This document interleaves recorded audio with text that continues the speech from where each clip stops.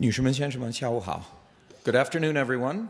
I'm Jim Harkness, and welcome to this session. I'm the former president of the Institute for Agriculture and Trade Policy in Minneapolis, and currently working as an advisor for them and several foundations on Chinese food, agriculture, and environment issues.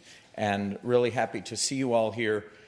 First of all, congratulations to the university and to the China Center on 100 years of contact with and friendship with China. Our session is to talk a little bit about sustainability issues. And I'm joined today by Dr. Jason Cao from the Humphrey School, who I'll introduce a little more in a few minutes, who is going to talk about some urbanization and transport-related issues. The title of our panel is talking about challenges, opportunities, and obligations. And I really think all three of those things are true. Because when we look at the scale of China's environmental challenges, we can see that the university is a place with a lot to offer in terms of solutions. I was actually just in another panel where we were hearing about some of the solutions in relation to air quality, solutions in related to food safety and other things. And so as we look at what the university has done over the past 100 years and what we're doing now, one of the questions is, what more can we do in the face of what are really daunting challenges in China? I don't think anyone in this room is not familiar a little bit with the magnitude of the challenges. China has experienced a real economic miracle in the last 30 years. And I think we can't forget that 500 million people have been lifted out of poverty by China's double-digit annual growth rates since the early 1980s. But there has been a dark side to that. And the dark side has been really the collateral damage done to people and the planet by the particularly high-polluting, energy-intensive growth model that has been adopted. In the case of water, this is a picture of an algal bloom. In fact, the largest single source of water pollution in China is, in fact, agriculture and agricultural runoff. And aside from a few places on the Tibetan Plateau, there are virtually no water bodies, large water bodies or rivers that aren't severely polluted in the country. I've just returned from Beijing, where I met with Ma Jun, who some of you might have heard of, a famous Chinese environmentalist, who was telling me that just the city of Beijing and the areas around it burn as much coal as the entire United States of America. And China, as you may also know, burns as much coal as the rest of the world combined. So this is where a lot of those air issues come from. And within the last couple of days, the Environmental Protection Agency of China released a study revealing that about 20% of the country's cropland is so contaminated with, especially with heavy metals and agricultural chemicals, that food production is dangerous from those areas. So there are extremely severe problems that China is dealing with. And the question then becomes, what can we do to help? And as I said, I think we have a number of reasons why we at the University of Minnesota would want to help. One is 100 years of friendship and contact, that there is a genuine feeling that I think we have, whether we're of Chinese descent or people from Minnesota who've had the opportunity to spend time in China. I stayed in Tianjin at Nankai University in 1981 in one of the first classes of the Minnesota Nankai language program, and subsequently lived in China for about 16 years working on environmental issues. And as a Minnesotan, I feel like I want to help. But I think there's another reason, which is that the university has a tremendous amount to offer, and we'll be talking a little bit more about that shortly. Finally, though, I think we need to recognize that we also have an obligation to help, because a lot of the pollution that's been created in China was created in the process of making things that then get bought by us at Walmart, at CVS, on Amazon.com. And so we really are part of a global system that's interconnected and interdependent. And so it's our duty to think about what more we can do to help. And we're very lucky this afternoon that we have Dr. Jason Cao to start out this conversation, first talking about rapid urbanization and how that can be made more sustainable and some of the cooperative work he's doing.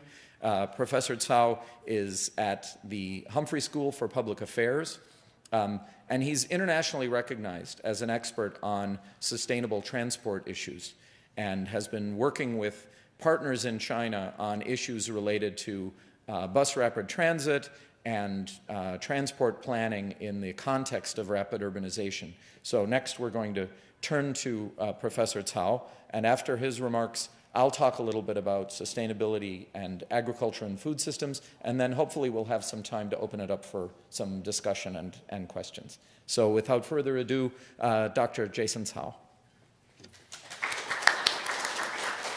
Okay, thank you very much, Jim, and thank you everyone for being here.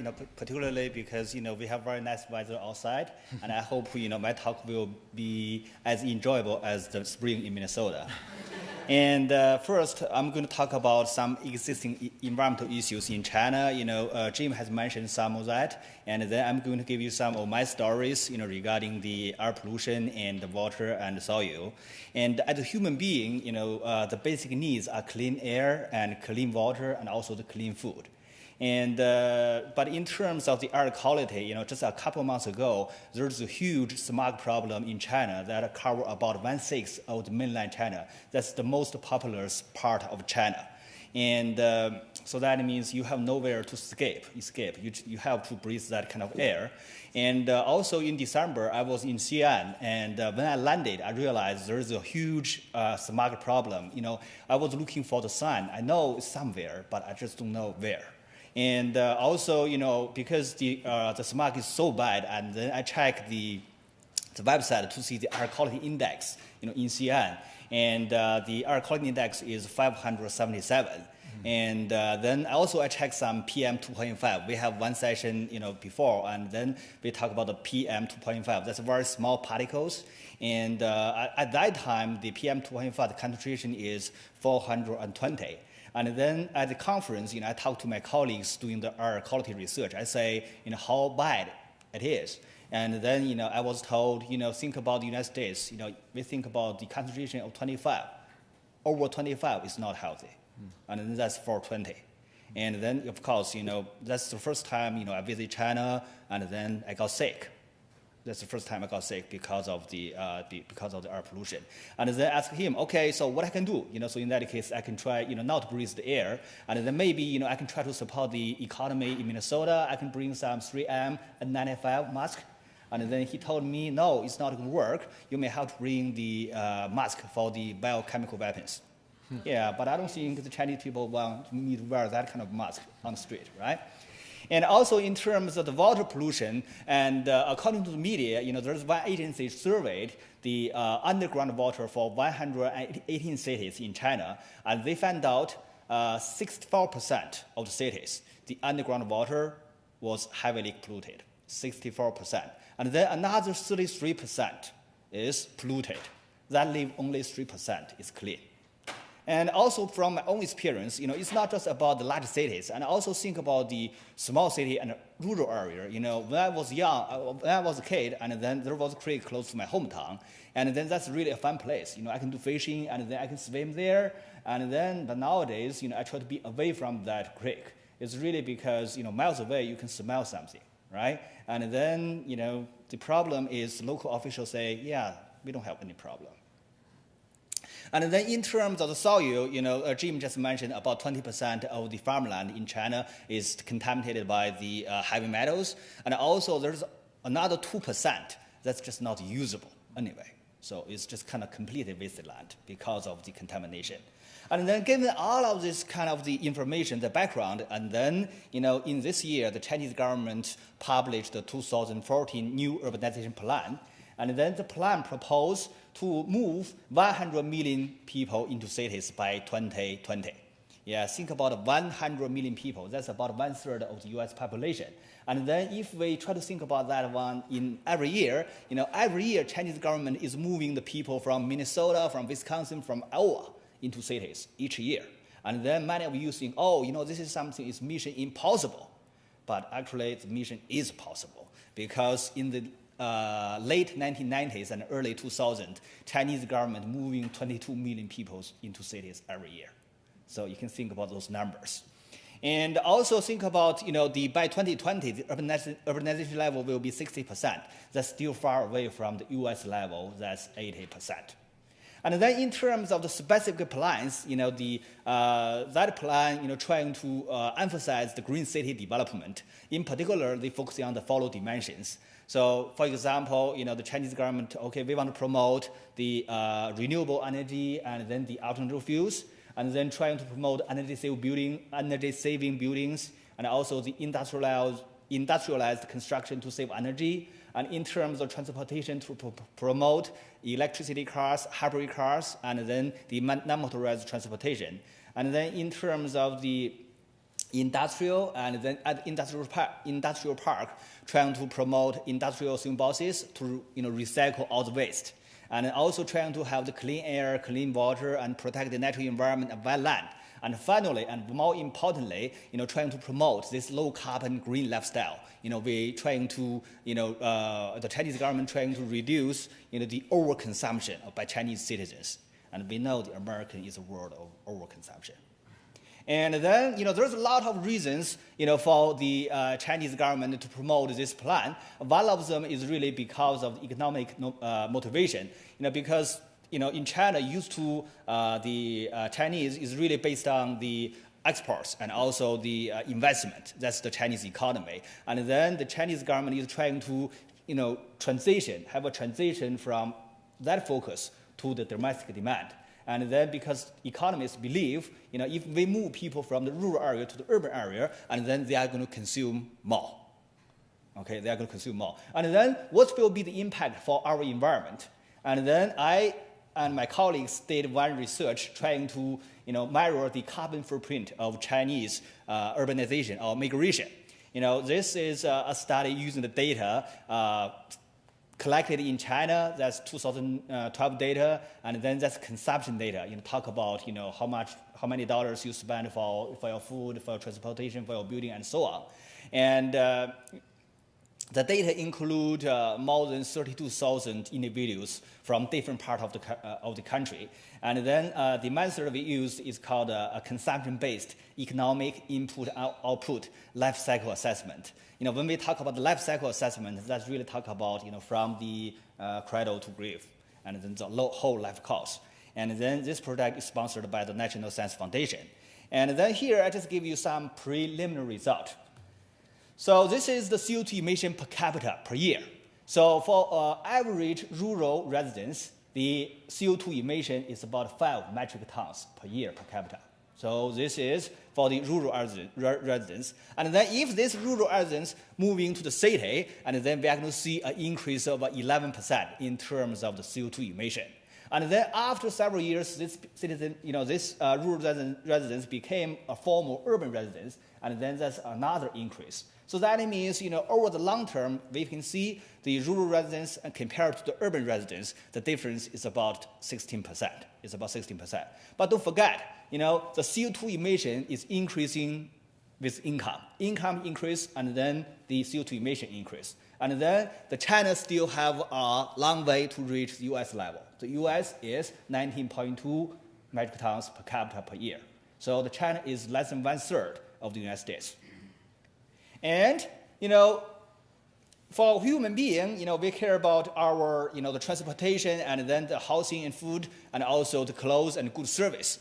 And then this is kind of breakdown of the different sessions. And then we found out the housing and the transportation in China accounting for about 60% of the CO2 emission. 60% of the CO2 emission. In the United States, the housing is 30%, and transportation is 40%.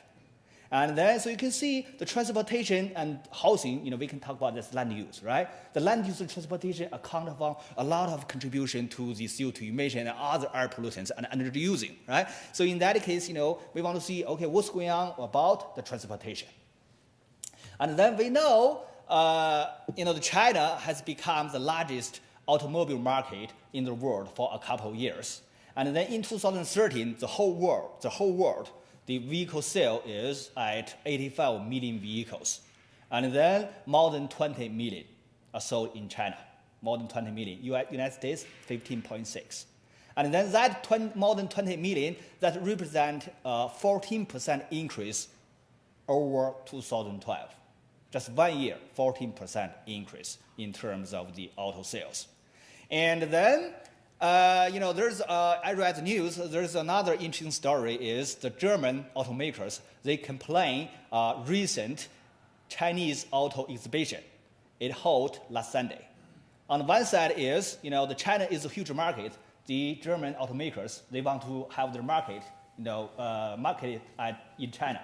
On the other hand, last Sunday is a very popular holiday for many Europeans and Americans, right? That's Easter, right? So one side is fish, the other side is bear paw. Okay, which one do you want to take? And then you know the answer, right? 鱼和熊掌不可兼得. Okay, so you can see that China is, making, people in the whole world changing their mindset. And also, think about the transportation, because, as income increase, China used to be a country with a lot of bicycles. In Beijing, the bicycle commuting could, in 1980s, it was about, I think, more than 60%. But as income increase, and then many people start to use motorcycle, and then gradually, the people are start to use automobiles. And then because of the increase in terms of the auto ownership, we see the people changing their travel modes. And before we look at the mode share data, and then let's look at this data. This data shows the car ownership in Guangzhou. Guangzhou is the third last city in China. And then, so you can see in the year of 2000, if you see that light bar, it's difficult to see. And then the light bar, you can see in 2000, there were less than 400,000 vehicles in Guangzhou. And then in 2010, you see that number increased to 1.5 million. 1.5 million. Yeah, so maybe you can think about United States in 1920s. In 10 years, the auto ownership increased from 80,000 to over 1 million. Yeah, so you can see, this auto ownership growth is not increase, is explosion. And then nowadays, the whole world, 1.2 million vehicles. But by I remember right, maybe 2030 or I think 2050, it's going to be 2.6 billion vehicles. And most of them will be in developing countries. So that's a huge challenge for the Earth. And then we talk about the mode share, right? We talk about the transit. And then because the increase in terms of the auto ownership and motorcycles, so you can see, the pink bar, that's the share of bicycle in Guangzhou. So you can see in 1980s, that's 34%. In 2005, that's 9%. And then also you can see the next two bars, that's the motorcycle and then automobile. So you can see increase from a few percent to more than 20%. And then that number is, this side is increasing, the other side is shrinking. So you can see the problem.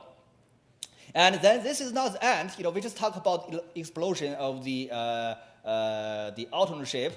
And then if we just think about the per capita, in China nowadays, the per capita, I would say, per 1,000 people, there are 69 vehicles for Chinese. And then in the United States, that's 786. Okay, so how should we, how the China can develop? Okay, maybe one way is the Chinese can just repeat American mistake, right? So trying to pollute the world. And then, one time I was in California, there was a workshop. And then I talked to some public officials from China. I say, if we trying to mimic American lifestyle and then trying, to have every family has a car, and I think it's going to be a disaster for the whole world.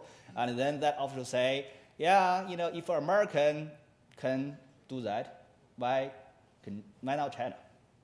Okay, and I think maybe he will regret what he said, because you can see it's not just about the world, it's also about the Chinese, right? So, they have very long commute, very air quality problem, and all kinds of problems associated with that. And then, we talk about the sustainable development. We just talk about the environment, but don't forget, we have other two pillars. That's efficiency and also the equity. In terms of the efficiency, I'm going to look at another perspective.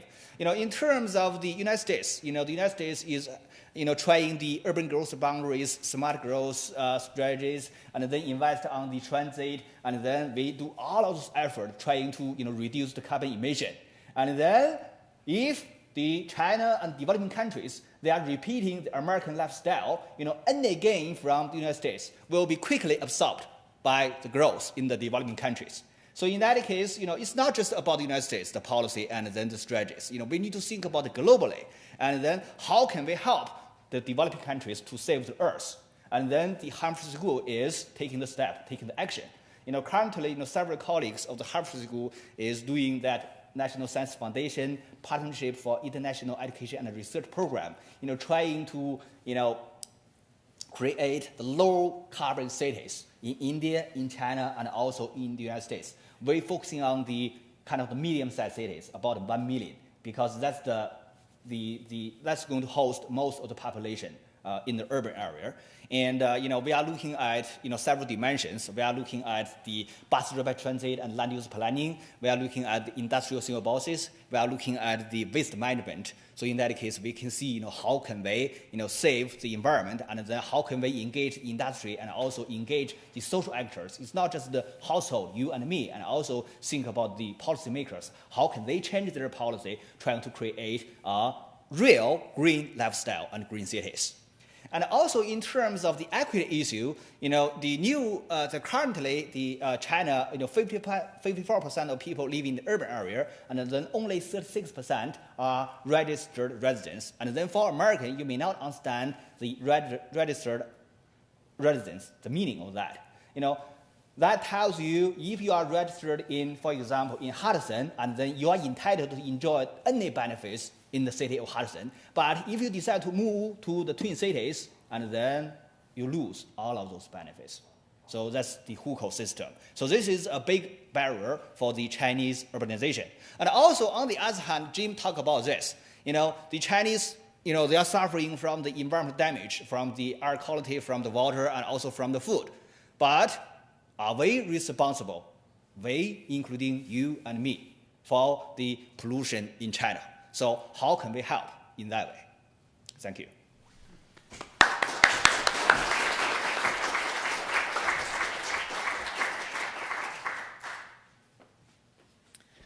Thanks very much, Professor Cao. Well, daunting challenges that Jason is working on with colleagues in China to try to mobilize some of the intellectual resources we have in Minnesota to try to help address these really severe challenges in China. Now, when thinking about how change is going to happen, how is sustainability going to happen, it's going to have to come from within in China, of course. It's a country where the main way that change happens is top down. Let's be frank about it. And there can be advantages to that. In the last, I think the 3 years before the Olympics came to Beijing in 2008, the city of Beijing built 250 kilometers of subway lines. It kind of puts the Southwest Light Rail controversy into perspective for those of you who've been following that. The other thing about the top-down nature of decision-making China is that right now China is ruled by technocrats. And of course, anytime something has "crat" in it, people think it's a bad thing. But the thing about technocrats is they actually believe in science and data, which hasn't always been true in some other countries I can think of. And what that means is that there is a tremendous amount of respect for science and institutions of higher learning. And so what has happened in the last 20 years or so, as China has opened up again, is a huge explosion of exchange and partnership programs around the environment and sustainability at a very high level. So if you look, you see Clearer Skies Over China. That is a Harvard Environment Project initiative. Sustainable Development Practice Course, that's Columbia. We have Tsinghua working with MIT. There's something from Oxford in there. What's missing from this picture is the University of Minnesota. Where is the high-level, broad-ranging attention to the environment that the University of Minnesota could be providing with China? And of course, today we're hearing about some really important efforts, stuff that's happening with air quality, stuff that's happening with food safety and transportation. But as somebody who's been traveling back and forth for 30 years, and I have a friend who runs the Yale Center in China, and I have a friend who's at the Kennedy School in Harvard and involved in the environmental work that they're doing, it strikes me that this is a huge gap. And the fact is, and so when we're thinking about the future, and we're thinking about the University of Minnesota becoming a world-class research institution and becoming recognized as such, I think ignoring China's environmental problems and the opportunity and obligation we have to engage really deeply on those issues is missing a big opportunity that we have. And it's not that we don't have the resources. We're already a world-class institution working on a lot of these issues. If you read the titles, you'll see that a lot of the initiatives that are happening with Ivy League schools or Oxbridge are focused very, very much on energy and climate, or sometimes there's a little bit of engineering and planning in there. But what Minnesota has that those places don't have is we're in the middle of the Farm Belt. We have incredibly rich natural resources, and we have a very vibrant farm economy, and we also have really world-class work being done on sustainable and organic agriculture and on sustainable food systems. So, you know, when I think about environmental problems in China, in a large part of southern China, farmers actually have to hand pollinate their fruit trees because the damage to pollinators from pesticides has been so severe. We have Marla Spivak. She's a MacArthur genius working on honeybees and pollinator issues and identifying how we can deal with colony collapse disorder. When I think about the challenges of China, of the interrelationship that Jason and I were talking about between food and water and energy and urbanization, think about the Institute on Environment and the incredible work that John Foley is doing. Why isn't there a high-profile initiative that's linking them to Tsinghua or Beijing University or Renmin University? Minnesota has the Minnesota Institute for Sustainable Agriculture, an incredible collection of faculty and graduate students working in the ag school on sustainable, organic. They just started a new major in this field, as a matter of fact, that is a signal, I think, of not only the supply of talent we have, but it's also about the demand that's out there for work in these areas.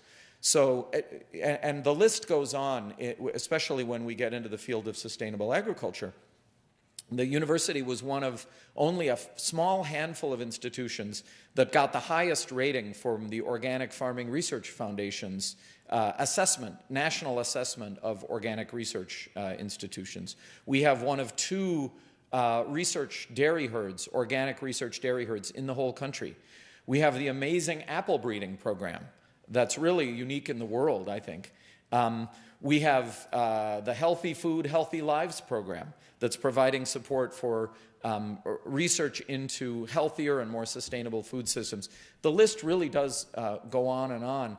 And to me, it begs the question of why we don't think seriously about some sort of major initiatives that could capitalize on the incredible resources we have in the university and in the state to attract more students from China and also more attention for our work to help the people of China address these severe issues. Now, top-down is one way that change can happen. Another way that it can happen is bottom-up. So I want to tell a short story about the woman on the left in the front in the purple top in this picture. Her name is Shiyan. She was a Ph.D. student at Renmin University in Beijing, and she came to the United States in 2007 to do Ph.D. research.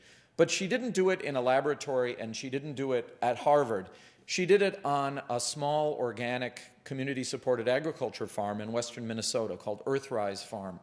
And while she was there, she had a blog that became very popular back in China. It talked about her experience going down to the countryside overseas. Called it Yang Cha Dui, right? She was going down to learn from the peasants, but doing it in the United States. And when she went back to China, she got her PhD, but she also started an organic CSA farm, and she became a spokesperson for sustainable agriculture in that country. And there are now thousands of CSA farms in China, and there's a whole movement. In 2012, there was a new term coined called 新农夫, new farmers. That was about the fact that there are people now who are actually not moving off of the land into cities, but there are actually city people who are deciding, if I want to make sure my children and my neighbors can eat food that's grown in a healthy way, I'm going to need to grow it myself. And so there's a whole new reconnection of urban-rural around agriculture and food production in a sustainable way that's taking off and exploding in China. And so in addition to the top-down approach of university-to-university contacts and major high-level research programs, I think there's a tremendous opportunity for the university to respond to the new demand for new ways of thinking about food and farming that's coming out of China, and bringing in more students from China to work with the amazing programs and individuals we have here at the University of Minnesota to help them find solutions for China that will address some of the really severe problems that Jason and I have just been talking about. So I just wanted to throw out that as a suggestion and what I see as a huge area of potential for the university. But I also wanted to be brief so that there's time for responses and questions and discussion to the remarks that we've had over the last 20 minutes. So now we'll open it up for questions and comments. How much time do we have left? A few minutes. Yes, well, the last session went over a little bit, so. Yes? So do we have an idea of how much American consumption has contributed to the pollution in China? Like, the products that were produced in China, but then now we are consuming, how much that has? Is it a very large percentage of the pollution in China? I don't have that number, but I think there's some research on that aspect, because my main research is really land use and transportation, but I'm touching on something about the environmental issues. That's really talk about the production-based consumption. So what I'm talking about is consumption-based. Mm-hmm. And then thinking about, the Americans use a lot of energies, to transport everything. Just think about the food, the plate of the food, on average, travel 1,200 miles to reach your table. And I don't have that number, but it's going to be a lot. The figure I had seen was about a third. Yeah, 30, a little more than 30%. Can you talk a little bit more about renewable energy? It seems like the Chinese are really taking off on, wind turbines and the PV panels and going forward with that, because burning coal has got to be, not very good research. That's contributing to a lot of the pollution too. So how do you see that taking off? It seems like they're really grabbing onto that and running with it. Do you forecast that that's going to really make leaps and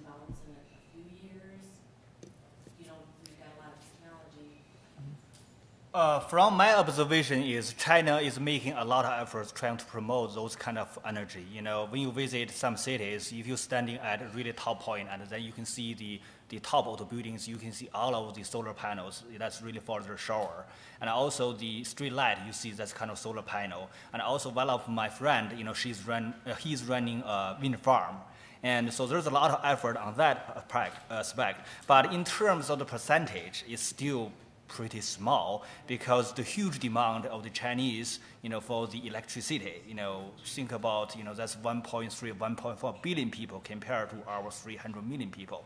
And then there's huge needs in terms of, it's not just the solar and wind and also the hydropower. And of course, the hydropower will produce some problem for the ecosystem, right? And then the electricity, the coal-based is still, one of the key contributor for the electricity. So that's my understanding.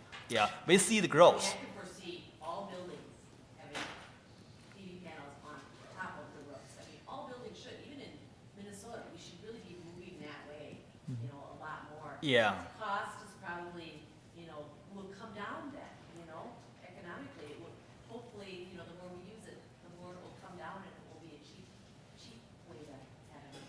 Yeah, I think that's a very good, very interesting point. Actually, in Minnesota, there's some kind of, I heard there's some kind of experiment trying to have the solar panels on the people's roof, but the association, they oppose because that's going to ruin the amenity of that neighborhood. You see? I think it's something like 17% if you include hydropower as the current renewables, which is higher than in the U.S.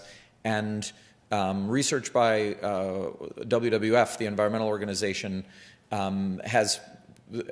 claim that 80% of China's energy could be met with renewables by 2050 if a certain path of development were followed. The government has said that they're going to cap coal consumption by something very soon, like 2016, but that's still at a very high level.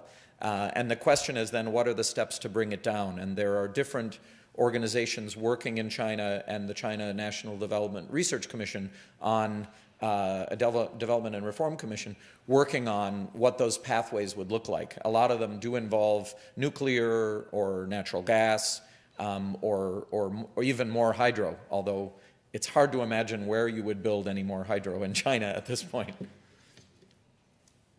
Yeah. With the infrastructure still growing so quickly still in China, with the mass transit, is that something that's being built that could be scaled out more? With the growth of cars you're talking about, why aren't they expanding mass transit as the infrastructure is so quickly being built? Yeah, currently the Chinese cities, there are 28 cities, either they have a very extensive metro network or they plan to build a very extensive metro network. And one thing is, yes, it's, the bus transportation is very good for the dense cities. But also, the metro system is also very expensive to build. It may not be, if we think about the life cycle, and then it may not be that environmental friendly. Yeah, but the Chinese government is taking the effort, and also it's not just about the metro system, the light rail transit system, and also the BRT system. That China is leading the BRT development in the world. The India is following. So yeah, the United States and other countries are falling behind. But originally it's really in South America. They are kind of the pioneers for the bus rapid transit development, and there's a lot of going on. And but just the changing is too fast. Yeah, you come up with a transportation plan, you think it's going to stay for 10 years, next year it's obsolete. How is with the devastating environmental effects that are happening in China, how is that affecting the health and wellness of the people and the life expectancy? I didn't catch the last part. Life expectancy? Oh, life expectancy. Oh, that's, I'm not expert on that, but I can tell you, some of my anecdotal story is, I have a friend, she's working as pathology in a Chinese hospital, and then she said when she practiced about 10 years ago, when she saw someone with cancer, is young, and then she she cannot make that decision. She has to consult her advisor to make that decision. But now, even very young people, even teenagers, can have cancer, and then so you see that kind of the environmental issue that's contribute to the a lot of diseases associated with that. And also there's some kind of media story regarding the contamination for the water and also for the food, and that create the village of cancer. So yeah, there's a lot of problem associated with that. Yeah. But on the other hand, the Chinese people, they are realizing this is kind of problem. You see that's kind of grassroots. They are trying to against certain kind of development being happen in their hometown. The number I'd seen is 1.6 million additional deaths due to air pollution each year. But Jason's absolutely right. One of the remarkable things about China in the last few years is people think of it as this communist country where there's no freedom and the government doesn't listen to anybody. There is public opinion now, and the government, there is a sense that there needs to be a response, and a lot of that has to do with social media. There is this massive ability to mobilize the public, whether it's around corruption or land grabbing or pollution. And pollution is one of the, certainly in the last year, has been maybe the main issue that's been organized around. So it's a remarkable, things like social media and things like apps that tell you what the air quality index is. I have one on my phone for like 150 cities in China. That kind of transparency and sharing of information actually ends up putting a lot of pressure upward on the government for change. I'm encouraged about this, the new farmers, but the percentage of this must be tiny in comparison to the migration of people to the city. It is. Maybe one more question. I'm being told time's up, but you. Given that the U.S. has its own problems with pollution, are there solutions from China that the U.S. or U.S. companies, or really anyone, is looking to bring to the U.S.?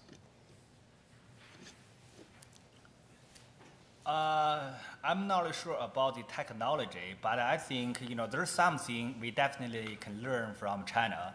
For example, the Beijing is trying to implement the congestion pricing in China, and then how that congestion pricing is going to improve the efficiency, influence the environment, how that is going to influence equity. I think the Beijing will be a test bed for the whole world, and then so maybe from you are going to see a lot of papers coming from if it's implemented, and then we can trying to see how those kind of policies will bring to the United States. And also there's a lot of aggressive policies in China, and then it's not possible in the United States.